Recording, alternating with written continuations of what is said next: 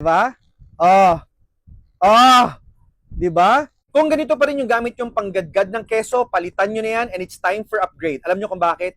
Okay naman to kung sa okay, kaso nga lang, paminsan, kapag nagkakaskas kayo dito ng keso, hindi nyo namamalayan, maliit na yon at ang tendency, nakakaskas na rin, pati yung mga daliri nyo. And worst comes to worst, no, kakaganyan nyo, baka mamaya masugatan pa kayo. May kalawang, tetano. Buti na lang, nakita ko tong cheese mill dito sa TikTok, cheese grater siya at talagang napakagandang bagay nito kasi mapapadali ang mga buhay-buhay nyo, lalo na kung gusto nyo magluto ng spaghetti, tapos lalagyan nyo ng toppings ng keso. Nako, ito yung itsura niya. Ay, ang laki. Tingnan nyo naman, di ba? Aakalaan nyo bang panggadgad to ng keso or cheese grater?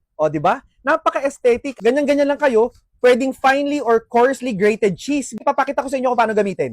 So, ganito nga to gamitin. Siyempre, kailangan nyo ng keso. Pag binuksan nyo to, makikita nyo dito yung compartment na dalawa. Dito nyo ilalagay yung keso. At kung makikita nyo, no, ang gamit natin ngayon is pang finely grated cheese. Stainless steel nga pala yan. At ayan, ilalagay na natin yung keso sa magkabilang compartment.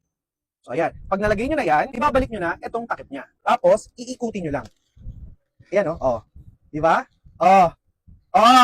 Di ba?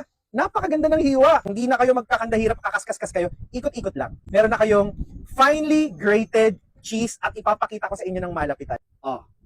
See? Ano kayo ngayon? Bagay na bagay pang spaghetti, bagay na bagay pang pichi-pichi. Napaka-easy at meron na kayong gadgad na keso. Di ba?